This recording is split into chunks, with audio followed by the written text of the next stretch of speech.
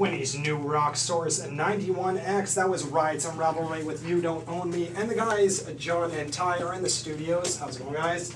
Pretty good. Awesome. Beautiful sunny day. Yeah, it's actually really nice. It was nice to see the snow finally melting. We're starting to get some positive weather. It's awesome. Finally a nice drive to Belleville. Awesome. Yeah, last time we had canceled, and the other time yeah, was because just the a snowstorm. nightmare. Last two times. Because the last snowstorm two in, times, when you were supposed to play Sticks and Stones, right? I think it was the last, actually, our last 3 dates in Belleville, Trenton area, was like the worst weather ever. It was extremely snowy, like massive storm and stuff. Oh, so the one before that we were playing at Rock by the Bay, and I was late.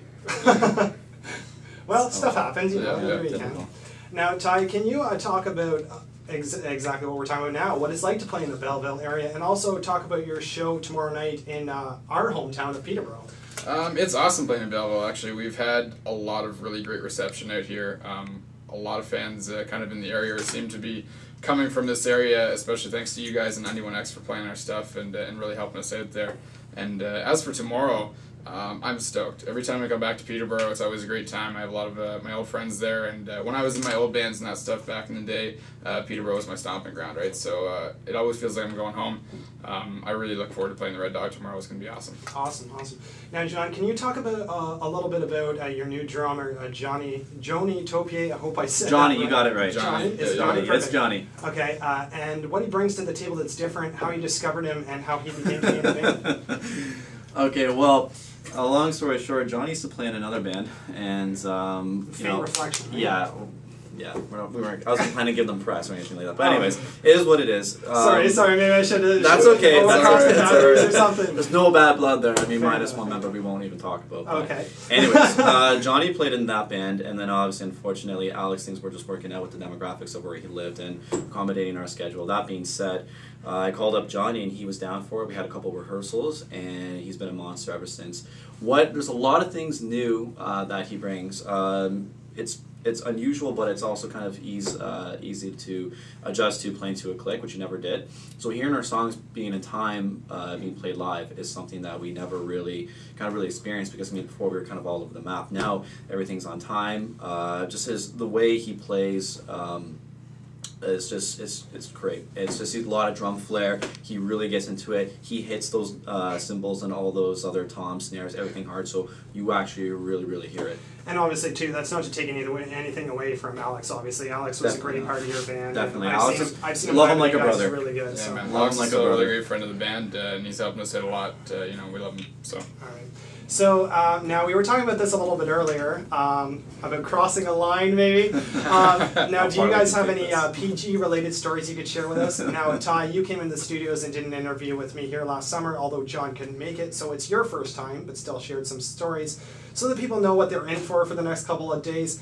Now, before you answer, and with that being said, Jon, let's not scare people off with the tiger in the cage story, maybe. Oh, okay. I don't know if you want to go that far. I know that happened at Peterborough the Trash 2 years ago. I think he shut down because of that. Oh, okay, fair enough. Fair Solely enough. because of that incident. Other incidents involving in that area.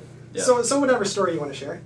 Well, I think the new route I'm going to be going down is we're going to lay off a little bit of the beer before the show. We played one show, and I was at the Velvet Underground, Okay. and I think I hit every single wrong note. Just for like the sake of getting the story correct, Jon needs to lay off the beer before a show. The rest of the band's fine. Anyway, go on. They're all really good. This was like an interview I saw with you guys before where Alex was like, we're too loud? No, I think it's Jon that's too loud. It's usually Jon that's too loud. Right, Usually fair the enough, case. Fair enough.